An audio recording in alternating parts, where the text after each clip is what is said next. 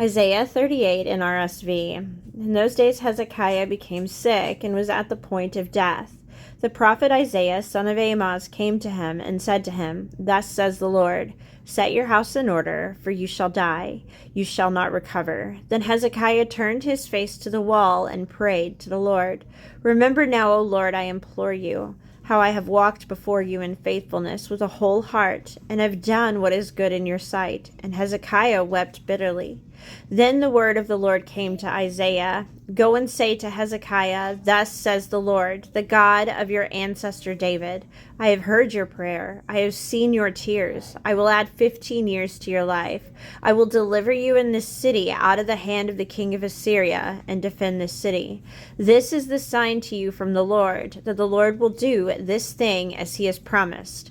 See, I will make the shadow cast by the declining sun on the dial of Ahaz turn back 10 steps. So the sun turned back on the dial the 10 steps by which it had declined. A writing of King Hezekiah of Judah after he had been sick and had recovered from his sickness. I said in the noontide of my days, I must depart. I am consigned to the gates of Sheol for the rest of my years. I said, I shall not see the Lord in the land of the living. I shall look upon mortals no more among the inhabitants of the world. My dwelling is plucked up and removed from me like a shepherd's tent. Like a weaver, I have rolled up my life. He cuts me off from the loom. From day to night, you bring me to an end. I cry for help until morning. Like a lion, he breaks all my bones. From day to night, you bring me to an end. Like a swallow or a crane, I clamor. I moan like a dove.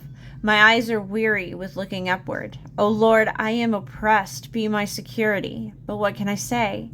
For he has spoken to me, and he himself has done it. All my sleep has fled because of the bitterness of my soul. O Lord, by these things people live, and in all these is the life of my spirit. O restore me to health and make me live. Surely it was for my welfare that I had great bitterness, but you have held back my life from the pit of destruction, for you have cast all my sins behind your back. For Sheol cannot thank you, death cannot praise you. Those who go down to the pit cannot hope for your faithfulness. The living, they thank you, as I do this day. Fathers, make known to children your faithfulness. The Lord will save me, and we will sing to stringed instruments all the days of our lives at the house of the Lord. Now Isaiah had said, Let them take a lump of figs and apply it to the boil, so that he may recover. Hezekiah had also said, What is the sign that I shall go up to the house of the Lord?